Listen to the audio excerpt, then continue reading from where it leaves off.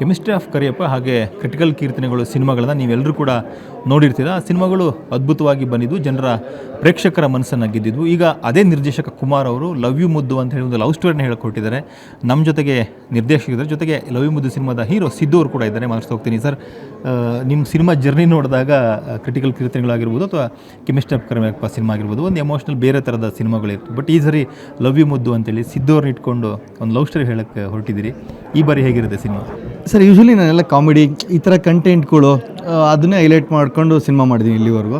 So ಇದೊಂದು ಬೇರೆ ಥರ ಜಾನರ್ ಸಿನಿಮಾ, ಒಂದು ಪ್ಯೂರ್ ಲವ್, ಪ್ರೀತಿ ಅಂದರೆ ಮಾಡೋದಲ್ಲ, ಅದನ್ನು ಪಡ್ಕೊಳ್ಳೋ ಅಂಥದ್ದು, ಈ ಎಲಿಮೆಂಟ್ ಇಟ್ಕೊಂಡು ಹೋಗಿರುವಂಥ ಸಿನಿಮಾ. ಇದು ಮಹಾರಾಷ್ಟ್ರದಲ್ಲಿ ಒಂದು ಇನ್ಸಿಡೆಂಟ್ ನಡೆದಿತ್ತು, ಸೊಲ್ಲಾಪುರದಲ್ಲಿ ಒಂದು ರಿಯಲ್ ಇನ್ಸಿಡೆಂಟು, ಅದನ್ನು ಬೇಸ್ ಮಾಡಿರೋಂಥ ಚಿತ್ರ ಲವ್ ಯು ಮುದ್ದು. ಅಂದರೆ ಯಾವ ಥರ ಇನ್ಸಿಡೆಂಟ್ ಸರ್, ಅದು ಹೇಗೆ ಇರುತ್ತೆ ಕತೆ ಅಂಥೇಳಿ?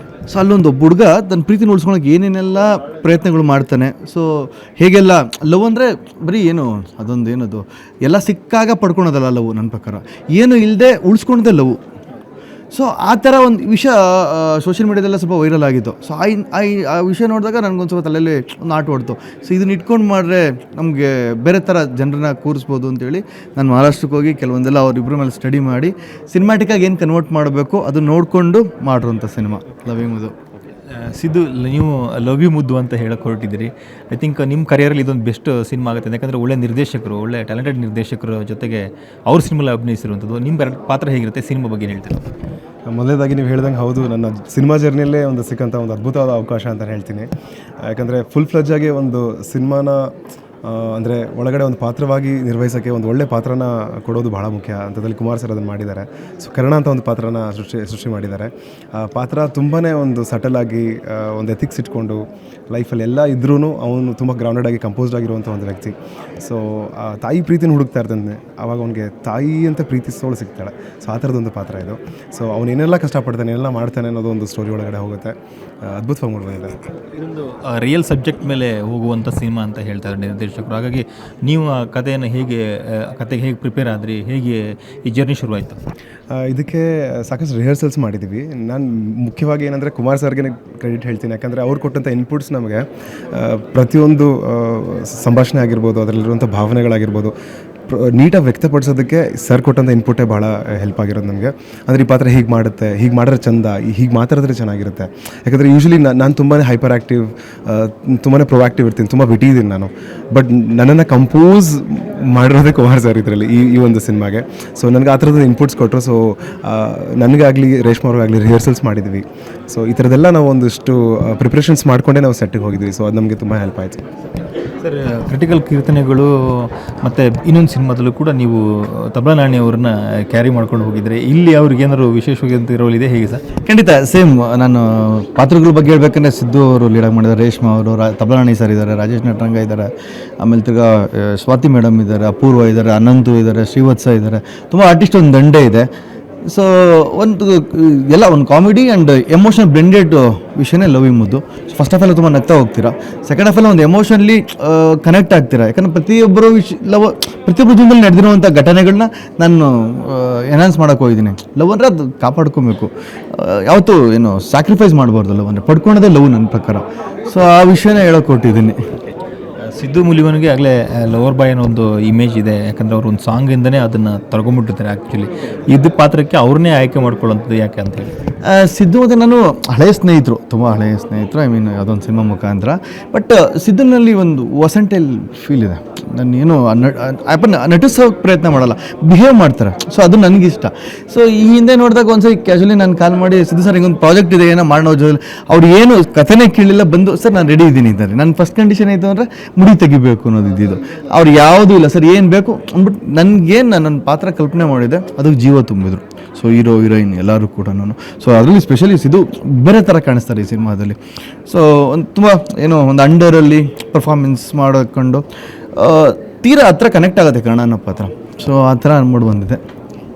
ಇದು ಇವ್ರು ಹೇಳಿದ್ರು ಈ ಪಾತ್ರದಲ್ಲಿ ಮುಡಿ ತೆಗಿಬೇಕಾಗಿ ಬರುತ್ತೆ, ಹಾಗಾಗಿ ಅದನ್ನ ಅವರಿಗೆ ಹೇಳಿದೆ, ಅವರು ಅದಕ್ಕೂ ರೆಡಿ ಇದ್ದಾರೆ ಅಂತ ಹೇಳಿದ್ರು ಅಂತೇಳಿ. ಹುಚ್ಚ ಸಿನಿಮಾದಲ್ಲಿ ಸುದೀಪ್ ಸರ್ ಮುಡಿ ತೆಗಿತಾರೆ, ಅದರಲ್ಲಿ ಕ್ಲೈಮ್ಯಾಕ್ಸ್ ಏನೇನಾಗುತ್ತೆ ನೀವೆಲ್ಲ ನೋಡುತ್ತೆ. ಆ ಥರದ ಕ್ಲೈಮ್ಯಾಕ್ಸೇ ಸಿನಿಮಾದಲ್ಲಿ ಕೊಟ್ಟರೆ ಹೇಗೆ? ಇಲ್ಲ, ಅದು ನಾನು ರಿವೀಲ್ ಮಾಡೋಕ್ಕೂ ಆಗಲ್ಲ, ಯಾಕಂದರೆ ಅದು ರಿವೀಲ್ ಮಾಡಿದ್ರೆ ನಿಮಗೆ ನೋಡುವಂಥ ಒಂದು ಖುಷಿ ಇರಲ್ಲ. ಎಸ್, ಒಂದು ಪಾತ್ರಕ್ಕೆ ಒಂದು ಡಿಸೈನ್ ಇರುತ್ತೆ, ಆ ಡಿಸೈನ್ ಅದನ್ನು ನಾನು ಕರೆಕ್ಟಾಗಿ ಮಾಡಿದಾಗ ಆ ಪಾತ್ರ ಎಲಿವೇಟ್ ಆಗುತ್ತೆ, ಕಥೆನೂ ಎಲಿವೇಟ್ ಆಗುತ್ತೆ. ಸೊ ಈ ಸಿನಿಮಾದಲ್ಲಿ ನಾನು ಮುಡಿ ತೆಗೆಯೋದು ಭಾಳ ಇಂಪಾರ್ಟೆಂಟ್ ಇತ್ತು. ಅದು ಕಥೆ ಒಳಗಡೆ ಆ ಪಾತ್ರ ಅದು ಮಾಡೋದ್ರಿಂದ ಜನರ ಒಂದು ಎಮೋಷನ್ಸ್ ಎಲಿವೇಟ್ ಆಗುತ್ತೆ. ಸೊ ಅದು ಮಾಡೋದು ಭಾಳ ಮುಖ್ಯ ಆಯಿತು. ಆ್ಯಂಡ್ ನಾನು ಆ್ಯಸ್ ಅನ್ ಆ್ಯಕ್ಟರ್ ನನಗೆ ಯಾವಾಗಲೂ ಅಂದ್ಕೊಳ್ಳೋದೇನೆಂದರೆ ಆ ಪಾತ್ರಕ್ಕಾಗಿ ಏನು ಮಾಡಬೇಕು ಅದು ಮಾಡಲೇಬೇಕು, ಅದು ನಮ್ಮ ಕರ್ತವ್ಯ. ಯಾಕಂದರೆ ನಾವು ಇಲ್ಲಿ ಎಂಟರ್ಟೈನ್ ಮಾಡೋಕ್ಕೆ ಬಂದಿದ್ದೀವಿ ಆಡಿಯನ್ಸ್ಗೆ, ಅದು ನಮ್ಮ ಏನಂತಾರೆ ಅದು ಗುರಿಯಾಗಿರುತ್ತೆ ಅದು ಮಾಡಬೇಕು ಅಂತ. ಸೊ ಐ ಆಲ್ವೇಸ್ ಬಿಲೀವ್, ಈಗಲೂ ಅಷ್ಟೇ ಅಲ್ಲ, ಮುಂದೆನೂ ಏನೇ ಈ ಥರದ್ದು ಚಾಲೆಂಜಿಂಗ್ ಬಂದರೆ I would definitely love to do it. And Kumar ಸರ್ಗೆ ಥ್ಯಾಂಕ್ ಯು ಸೊ ಮಚ್ ಈ ಥರದೊಂದು ಅವಕಾಶ ನಂಗೆ ಮಾಡಿಕೊಟ್ಟಿದ್ದಕ್ಕೆ. ಯಾಕಂದರೆ ಯಾವಾಗಲೂ ನಾನು ವಿಷ್ಣು ಸರ್ ನೋಡಿದೆ, ಆನ್ ಸ್ಕ್ರೀನ್ ಮುಡಿ ತೆಗೆಯುವಂಥ ಒಂದು ಸೀನ್ ನೋಡಿದೆ, ಅವಾಗ ನೋಡಿದೆ ನನಗೆ ರೋಮಾಂಚನ ಆಗಿತ್ತು. ಸುದೀಪ್ ಸರ್ ಹುಚ್ಚಾದಲ್ಲಾಗಿರ್ಬೋದು, ಹಾಗೆ ಸಾಕಷ್ಟು ಸಿನಿಮಾಗಳಲ್ಲಿ ಸಾಕಷ್ಟು ಜನ ಪಾತ್ರಕ್ಕೆ ಅಂತ ಏನೇನೋ ಮಾಡಿದ್ದಾರೆ. ಅದು ನೋಡಿದಾಗೆಲ್ಲ ನಾವು ಅದನ್ನು ಮಾಡಬೇಕು ಅಂತ ಹಂಬಲಿಸ್ತಾ ಇರ್ತೀವಿ. ಆದರೆ ಆ ಥರ ಹಂಬಲನ ಅದಕ್ಕೊಂದು ಪೂರ್ಣ ಪ್ರಮಾಣವಾಗಿ ಅದೊಂದು ಸ್ಯಾಟಿಸ್ಫೈ ಮಾಡೋದಿದೆಯಲ್ಲ, ಅದು ಡೈರೆಕ್ಟರ್ಗೆ ಮಾತ್ರ ಸಾಧ್ಯ. And sir thank you so much once again. Love you ಮುದ್ದು ಈ ಟೈಟಲ್ ಕೇಳಿದಾಗಲೇ ಲವ್ ಸ್ಟೋರಿ ಅದು ಒಂದು ಕ್ಲಾರಿಟಿ ಸಿಕ್ಬಿಡುತ್ತೆ. ಹಾಗಾಗಿ ಈ ಲವ್ ಸ್ಟೋರಿ ಜೊತೆಗೆ ಬೇರೆ ಏನೆಲ್ಲ ಎಲಿಮೆಂಟ್ಸ್ಗಳನ್ನ ನೋಡ್ಬೋದು. ಮತ್ತು ಪಾತ್ರವರ್ಗದಲ್ಲಿ ವಿಶೇಷವಾಗಿ ಒಳ್ಳೆ ಕಲಾವಿದರುಗಳು ಅಭಿನಯಿಸಿದ್ದಾರೆ. ಸಿದ್ದಿಗೆ ಅದು ಎಷ್ಟು ಪ್ಲಸ್ ಪಾಯಿಂಟ್ ಅಂತ? ಓಕೆ, ನಾನು ಒಂದು ಪಾಯಿಂಟ್ ಏನು ಇಷ್ಟಪಡ್ತೀನಿ ಅಂದರೆ, ಬಂಗಾರದ ಮನುಷ್ಯ ಸಿನಿಮಾ ಬಂದಾಗ ಸಾಕಷ್ಟು ಜನ ಸಿಟಿನ ಬಿಟ್ಟು ಹಳ್ಳಿಗೆ ಹೋದ್ರು, ವ್ಯವಸಾಯ ಮಾಡೋಣ, ಭೂಮಿ ತಾಯಿ ಜೊತೆ ಇರೋಣ, ಈ ಥರದ್ದು ಒಂದೊಂದು ಥಾಟ್ ಬರುತ್ತೆ ಗೊತ್ತಾ. ಈ ಸಿನಿಮಾ ಯಾವ ಥರ ಥಾಟ್ ಕೊಡುತ್ತೆ ಅಂತ ಹೇಳಿದ್ರೆ, ಈಗಿನ ಒಂದು ಸಂದರ್ಭದಲ್ಲಿ ನಮ್ಮ ತಂದೆ ತಾಯಿ 30 ವರ್ಷ ಅವರು ವೆಡ್ಡಿಂಗ್ ಆ್ಯನಿವರ್ಸರಿ ಆಚರಿಸೋದು ನೋಡ್ತಾ ಇದ್ದೀವಿ. ಈಗ 30 ನಿಮಿಷದಲ್ಲಿ ಬ್ರೇಕಪ್ ಆಗುವಂಥ ಒಂದು ಸಂಗತಿಗಳು ಭಾಳ ಇದೆ. ಸೊ ಇಂಥ ಒಂದು ಸಂದರ್ಭದಲ್ಲಿ, ಇಂಥ ಯುಗದಲ್ಲಿ ಪ್ರೀತಿ ಬಗ್ಗೆ ಒಂದು ಎಚ್ಚರಿಸುವಂಥ ಸಿನಿಮಾ ಬೇಕು. ಸೊ ಒಂದು ಎಚ್ಚರಿಸೋ ಸಿನಿಮಾ ಲವ್ ಯು ಮುದ್ದು ಆಗಿರುತ್ತೆ ಅಂತ ನನ್ನ ಭಾವನೆ.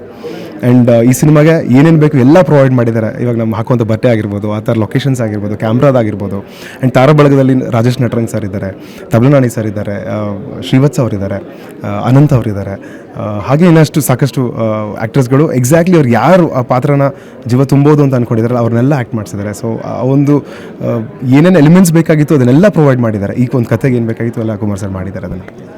ಸರ್, ನಿಮ್ಮ ಸಿನಿಮಾಗಳು ಅಂತ ಬಂದಾಗ ಒಂದು ಭರವಸೆ ಅಂತೂ ಪಕ್ಕ ಇದ್ದೇ ಇರುತ್ತೆ. ಇವರು ಕ್ವಾಲಿಟಿ ಸಿನಿಮಾ ಕೊಟ್ಟಿರ್ತಾರೆ, ಒಂದು ಒಳ್ಳೆ ಕಥೆಯನ್ನಂತೂ ಇಟ್ಟಿರ್ತಾರೆ ಅಂತ. ಯಾಕಂದರೆ ಹಿಂದಿನ 2 ಸಿನಿಮಾಗಳು ಆ ಥರ ಒಂದು ಹಿಟ್ ಆದಂಥ ಸಿನಿಮಾಗಳು. ಈಗಿನ ನವಂಬರ್ ಕನ್ನಡ ರಾಜ್ಯೋತ್ಸವದಲ್ಲಿ ಸಿನಿಮಾ ರಿಲೀಸ್ ಆಗ್ತಾಯಿದೆ.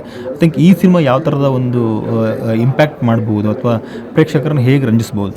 ಖಂಡಿತ ನಾನು ಈಗಿನ ಯಂಗ್ಸ್ಟರ್ಸು ಫ್ಯಾಮಿಲಿ ಆಡಿಯನ್ಸ್ನ ಮೈಂಡಲ್ಲಿ ಇಟ್ಕೊಂಡು ಬರೆದಂಥ ಸಿನಿಮಾ ಲವ್ ಯು ಮುದ್ದು. ಡೆಫಿನೆಟ್ಲಿ ಒಂದು ಪಾಯಿಂಟಲ್ಲಿ ಒಂದು ವಲ್ಗರ್ ಇಲ್ದಂಗೆ ಒಂದು ನೀಟ್ ಸಿನಿಮಾ. ಸೊ ಎಲ್ಲರೂ ಫ್ಯಾಮಿಲಿ ಜೊತೆ ಕೂತ್ಕೊಂಡು ಆರಾಮಾಗಿ ನೋಡುವಂಥದ್ದು. ನಾನು ಪ್ರತಿ ಸಿನಿಮಾ ಕೆಂಶಪ್ ಕರೆಪ್ಪ ಬೇರೆ ಥರ ಫ್ಯಾಮಿಲಿ ಓರಿಯೆಂಟೆಡ್ ಕಂಟೆಂಟು, ಅದಾದಮೇಲೆ ಕ್ರಿಟಿಕಲ್ಗಿಂತ ಬೆಟ್ಟಿಂಗ್ ಹೋಗೋ ಮೇಲೆ ಹೋಗಿರೋಂಥ ವಿಷಯ. ಬಟ್ ಇದೊಂದು ಪ್ಯೂರ್ ಲವ್. ಸೊ ನಾನು ಹಿಂದೆ ಮಾಡಿರೋ ಜನರು ಫಸ್ಟ್ ಹಾಫಲ್ಲಿ ಮಾತ್ರ ಕಾಣುತ್ತೆ, ಸೆಕೆಂಡ್ ಹಾಫಲ್ಲೆಲ್ಲ ನಿಮ್ಗೆ ತುಂಬ ಹೇಳ್ದಂಗೆ ಎಮೋಷನ್ಲಿ ಕನೆಕ್ಟ್ ಆಗ್ತೀವಿ. ಹಿಂಗಿರ್ತಾನೆ ಆಡಿಯನ್ಸು ಅಂದರೆ ಆ ಥರ ಇದೆ. ಸೊ ಮ್ಯೂಸಿಕ್ಲಿ ಅನಿರುದ್ಧ ತುಂಬ ಚೆನ್ನಾಗಿ ಮಾಡಿದ್ದಾರೆ. And camera work Krishna Deepak ಅಂತೇಳಿ ಒಳ್ಳೆ ವರ್ಕ್ ಮಾಡಿದ್ದಾರೆ. ಎಡಿಟರು ಓಲ್ಡ್ ಟೀಮು ಎಫರ್ಟು ನೀಟಾಗಿ ಕಾಣಿಸ್ತತೆ. ಸೊ ಇದೇ 7ನೇ ತಾರೀಕು ಸಿನಿಮಾ ರಿಲೀಸ್ ಮಾಡೋ ಪ್ಲ್ಯಾನ್ಗಳಿದೆ, ನವಂಬರ್ 7ಕ್ಕೆ. ಸೊ ನನಗೊಂದೊಳ್ಳೆ ನಂಬಿಕೆ ಇದೆ. ಸೊ ಕನ್ನಡ ಆಡಿಯನ್ಸು ಯಾವತ್ತೂ ಒಳ್ಳೆ ಸಿನಿಮಾ ಕೈ ಬಿಟ್ಟಿಲ್ಲ ಅಂತ. ಸೊ ನನ್ನ ಹಿಂದೆ ಕೆಮಿಸ್ಟ್ರಿ ಆಫ್ ಕರಿಯಪ್ಪ ನನಗೆ ತುಂಬ ಒಳ್ಳೆ ಹೆಸರು ತಂದು ಕೊಟ್ಟಿದ್ದು, ಅದನ್ನು ಮೀರಿದ್ದು ಮಾಡಿದ್ದೀನಿ ಅಂತ ನನಗೆ ಭರವಸೆ ಇದೆ. ಸೊ ಒಂದು ಸೆಲ್ಫ್ ಕಾನ್ಫಿಡೆನ್ಸ್ ಇರುತ್ತಲ್ಲ. ಸೊ ಇಡೀ ತಂಡ ಸಿನಿಮಾ ನೋಡಿದ್ದೀವಿ. ಸೊ ಒಂದು ಪಾಸಿಟಿವ್ ಫೀಲ್ ಇದೆ. ಜೈ ಕೃಷ್ಣ ಅಂದ್ಕೊಂಡು ಮುಂದೆ ಹೋಗಬೇಕು. ಸಿದ್ದು ಆ್ಯಕ್ಚುಲಿ ಒಂದು ಹಾಡಿನಿಂದನೇ ನೀವು ಪ್ರಖ್ಯಾತಿನ ಪಡೆದಂಥವ್ರು. ಈ ಸಿನಿಮಾದಲ್ಲಿ ಜಸ್ಕರಣ್ ಅಂತ ಒಬ್ಬ ಬಿಗ್ ಸಿಂಗರ್, ಒಳ್ಳೆ ಸಿಂಗರ್ ನಿಮ್ಮ ಸಿನಿಮಾಗೆ ಹಾಡಿದ್ದಾರೆ. ಬೇರೆ ಬೇರೆ ಒಳ್ಳೊಳ್ಳೆ ಸಾಹಿತ್ಯವನ್ನು ಬರೆದು ಕೊಟ್ಟಿದ್ದಾರೆ ಬೇರೆಯವರೆಲ್ಲರೂ ಕೂಡ. ಹಾಗಾಗಿ ನಿಮಗೆ ಈ ಬಗ್ಗೆ ಏನು ಹೇಳ್ತೀರಿ ನೀವು, ಈ ಜಸ್ಕರಣ್ನ ಸಂಗೀತದ ಬಗ್ಗೆ? ಇಲ್ಲ, ನನ್ನ ಪುಣ್ಯ ಅಂತ ಹೇಳ್ತೀನಿ ನಾನು. ಯಾಕಂದರೆ ಚಿಕ್ಕ ವಯಸ್ಸಿಂದನೂ ಹಾಡುಗಳ ಬಗ್ಗೆ ನನಗೆ ತುಂಬಾ ಒಂದು ಆಸಕ್ತಿ ಇದೆ. ಅಂದರೆ ನಾನು ಹಂಸಲೇಖ ಅವರ ಶಿಷ್ಯ ಕೂಡ. ನಾನು ಅವರ ಒಂದು ನಾಟಕ ತರಬೇತಿಯಲ್ಲಿ ನಾನು ಪಳಗಿ ಆಚೆ ಬಂದಿರೋನು. ಸೊ ಯಾವಾಗಲೂ ಮ್ಯೂಸಿಕ್ ಅನ್ನೋದು ಯಾವಾಗಲೂ ನನ್ನ ಜೊತೆನೇ ಟ್ರಾವೆಲ್ ಆಗ್ತಿತ್ತು. ಸೊ ನಾನು ಯಾವಾಗಲೂ ಹಂಬಲಿಸ್ತಾ ಇದ್ದೆ, ಈ ಥರದ್ದು ಒಳ್ಳೆ ಸಂಗೀತ ನನಗೆ ಬರಬೇಕು, ಅದು ಸೋನು ನಿಗಮ್ ಸರ್ ಹಾಡ್ಬೇಕಾರೆ ಚೆನ್ನಾಗಿ ಹಾಡ್ತಾರಲ್ಲ, ನಮ್ಮದೇ ಥರ ಹಾಡಾಡ್ತಾರ ಅಂತ ನಾನು ಅಂದ್ಕೊಳ್ತಾ ಇದ್ದೆ. ಅದೆಲ್ಲ ಈ ಸಿನಿಮಾದಲ್ಲಿ ಸಾಧ್ಯವಾಗಿದೆ. ಅದೆಲ್ಲ ಕುಮಾರ್ ಸರ್ ಐಡಿಯಾಸ್ ಲೈಕ್ ಈ ಥರ ವರ್ಕ್ ಆಗುತ್ತೆ ಅಂತ ಅಂದ್ಕೊಳ್ತಿದ್ದಾರೆ. ಯಾಕಂದರೆ ಜಸ್ಕರನ್ ಅವರು ನಾನು ಅದನ್ನೇ ಹೇಳ್ತಾರೆ ಸರ್ಗೆ, ಜನ್ಮದಲ್ಲೆಲ್ಲೋ ನಮ್ಮ ಕನ್ನಡಿಗರಾಗಿದ್ರೇನೋ ಅವರು ಈ ಜನ್ಮದಲ್ಲಿ ಅದನ್ನು ಋಣ ತೀರಿಸ್ತಿದ್ದಾರೆ ಅಂತ. ಅಷ್ಟು ಅದ್ಭುತವಾಗಿ ಹಾಡ್ತಾರೆ. ಸ್ಪಷ್ಟತೆ ಆಗಿರ್ಬೋದು, ಭಾವನೆ ತುಂಬೋದಾಗಿರ್ಬೋದು ತುಂಬಾ ಚೆನ್ನಾಗಿದೆ. ಆಮೇಲೆ ಅದ್ರ ಸಾಹಿತ್ಯ ಅಂತೂ ಅದ್ಭುತವಾಗಿದೆ ಕುಮಾರ್ ಸರ್ ಬರೆದಿದ್ದಂತೂ. ಅದನ್ನು ಹಾಡಿರೋದು ಅಷ್ಟೇ ಚೆನ್ನಾಗಿದೆ. ಅದೇ ರೀತಿಯಲ್ಲಿ ಸಿದ್ದು ಕೋಡಿಪುರ ಅವರು ಹಾಡನ್ನ ಬರೆದಿದ್ದಾರೆ, ಅನಿರುದ್ಧ ಅವರು ಹಾಡು ಬರೆದಿದ್ದಾರೆ, ಕೆ ಕಲ್ಯಾಣ್ ಅವರು ಹಾಡು ಬರೆದಿದ್ದಾರೆ, ವಿಜಯಪ್ರಕಾಶ್ ಸರ್ ಹಾಡಿದ್ದಾರೆ, ಅನಿರುದ್ಧ ಅವರು ಹಾಡಿದ್ದಾರೆ, ಐಶ್ವರ್ಯ ರಂಗರಾಜನ್ ಹಾಡಿದ್ದಾರೆ, ಸೋನು ನಿಗಮ್ ಸರ್ ಹಾಡಿದ್ದಾರೆ, ಜಸ್ಕರಣ್ ಸಿಂಗ್ ಹಾಡಿದ್ದಾರೆ. ಹಾಗೆ ಹೊಸ ಒಬ್ಬ ಪ್ರತಿಭೆಗೂ ಒಂದು ಜಾಗ ಕೊಟ್ಟಿದ್ದಾರೆ ಈ ಒಂದು ಸಿನಿಮಾದಲ್ಲಿ. ಅವರ ಹೆಸರು ಸುಮಿತ್. ಸೊ ಅವ್ರು ಕೂಡ ಹಾಡಿದ್ದಾರೆ. ಸೊ ಅದ್ಭುತವಾಗಿ ಮೂಡಿ ಬಂದಿದೆ ಹಾಡುಗಳಂತೂ. ಸೊ ಯಾವಾಗಲೂ ನಾನು ಅನ್ಕೊಳ್ತಿದ್ದೆ ನನಗೆ ಸಿಗಬೇಕು ಇದು ಒಂದು ಅನ್ಕೊತಿದ್ದೆ, ನನ್ನ ಪುಣ್ಯ ಅಂತಲೇ ಹೇಳ್ತೀನಿ. ಅಂದರೆ ಈಸಿಲಿ ಆ ಥರ ಸಿಗಲ್ಲ ಈ ಥರ ಒಳ್ಳೆ ಹಾಡುಗಳು. ಇವಾಗ ನನ್ನ ಪ್ಲೇ ಲಿಸ್ಟ್ ಓಪನ್ ಮಾಡ್ಬೋದು, ಅಷ್ಟು ಹಾಡುಗಳಿದೆ. So I am so happy for this. November 7ನೇ ತಾರೀಕು ಸಿನಿಮಾ ರಿಲೀಸ್ ಆಗ್ತದೆ ಸಿದ್ದು. ಒಂದು ಕನ್ನಡ ರಾಜ್ಯೋತ್ಸವಕ್ಕೆ ಒಂದು ಒಳ್ಳೆ ಕನ್ನಡ ಲವ್ ಸ್ಟೋರಿ ಸಿನಿಮಾ ನೋಡುವಂಥದ್ದು. ನೀವು ಹೇಗೆ ಇದನ್ನು ರಿಸೀವ್ ಮಾಡೋಕ್ಕೆ ರೆಡಿ ಆಗಿದ್ದೀರಿ? ಇದನ್ನು ನಾವು ರಿಸೀವ್ ಮಾಡೋದೇನಿಲ್ಲ. ಐ ಥಿಂಕ್ ಜನತಾ ಜನಾರ್ದನ್ ಅವರು ನೋಡಿ ನಮ್ಮನ್ನು ಹಾರೈಸಬೇಕು. ಯಾಕಂದರೆ ನಮ್ಮ ಮಗು ನಮ್ಗೆ ಚೆನ್ನಾಗಿದೆ ಅಂತ ಅನಿಸುತ್ತೆ. ಬಟ್ ಆದರೆ ಏನಂದರೆ ಜನರ ಒಂದು ಅಭಿಪ್ರಾಯ ಇರುತ್ತಲ್ಲ, ಅದು ಭಾಳ ಮುಖ್ಯ. ಸೊ ನಮ್ಗೆ ಹೆಂಗೆ ಅನಿಸುತ್ತೆ ಅಂದರೆ ಈ ಸಿನಿಮಾ ಅವ್ರ ಮನಸ್ಸಿಗೆ ಮುಟ್ಟುತ್ತೆ ಅಂತ ನಾವು ತುಂಬಾ 100% ಶೋರ್ ಆಗಿದ್ದೀವಿ. ಯಾಕಂದರೆ ಒಂದು ಒಳ್ಳೆ ಎಮೋಷನಲ್ ಕಥೆನ ಮಾಡಿದ್ದೀವಿ ನಾವು. ನಾನು ಆವಾಗಲೇ ಹೇಳಿದ್ನಲ್ಲ, ಒಂದು ಎಚ್ಚರಿಸುವಂಥ ಸಿನಿಮಾಗಳು ಅವಾಗ ಬರಬೇಕು. ಯಾಕಂದರೆ ನಮಗೆ ಸಿನಿಮಾಯಿಂದ, ಪುಸ್ತಕದಿಂದ ಅಥವಾ ಯಾರೊಬ್ಬರು ವ್ಯಕ್ತಿ ಮಾತಾಡೋಂಥ ಭಾಷಣದಿಂದ ಎಲ್ಲೋ ಒಂದು ಕಡೆ ಇನ್ಸ್ಪೈರ್ ಆಗ್ತೀವಿ ನಾವು. ಯಾಕಂದರೆ ಭಾಷೆಗೆ ಅಷ್ಟು ತಾಕತ್ತಿದೆ. ಸೊ ಅಂಥದ್ರಲ್ಲಿ ಒಂದು ಸಿನಿಮಾಗೆ ಇನ್ನೂ ಒಂದು ಒಳಗಡೆ ಎಷ್ಟೋ ಎಲಿಮೆಂಟ್ಸ್ ಇರೋದ್ರಿಂದ ಅದು ಎಲಿವೇಟ್ ಮಾಡುತ್ತೆ ಎಷ್ಟೋ ಎಮೋಷನ್ಸ್ನ. ಸೊ ಈ ಸಿನಿಮಾದಿಂದ ಸಾಕಷ್ಟು ಜನಕ್ಕೆ ಒಂದು ಒಳ್ಳೆ ಮೆಮೊರಿ ವ್ಯಾಲ್ಯೂ ಹಾಗೆ ಟೇಕ್ ಅವೇ ಇರುತ್ತೆ ಮನೆಗೆ ಅಂತ ಹೇಳಕ್ಕೆ ಇಷ್ಟಪಡ್ತೀನಿ. ಹಾಗಾಗಿ ಈ ಸಿನಿಮಾನ ಎಲ್ಲರೂ ನವೆಂಬರ್ 7ನೇ ತಾರೀಕು ರಿಲೀಸ್ ಆಗ್ತಿದೆ. ಬಂದು ನೋಡಿ, ಸಿನಿಮಾನ ನೋಡಿ ನಿಮ್ಗೆ ಇಷ್ಟವಾದಲ್ಲಿ ದಯವಿಟ್ಟು ನಿಮ್ಮ ಸ್ನೇಹಿತರಿಗೆ ಹಾಗೆ ನಿಮ್ಮ ಬಳಗದವ್ರಿಗೆ ಎಲ್ಲರಿಗೂ ತಿಳಿಸಿ ಅಂತ ಹೇಳಕ್ಕೆ ಇಷ್ಟಪಡ್ತೀನಿ. Thank you sir. ಸೊ ಇದಿಷ್ಟು ಲವ್ ಯು ಮುದ್ದು ಸಿನಿಮಾದ ನಿರ್ದೇಶಕ ಕುಮಾರ್ ಹಾಗೂ ನಟ ಸಿದ್ದು ಮೂಲಿಯವರ ಮಾತುಗಳು. ಕ್ಯಾಂಪರ್ಸನ್ನ ಪಳೆ ಜೊತೆಗೆ ವಿಜಯ್ ಪಟ್ಟದಾರ್, ಏಷ್ಯನ್ ಸೋಡ್ ನ್ಯೂಸ್, ಬೆಂಗಳೂರು.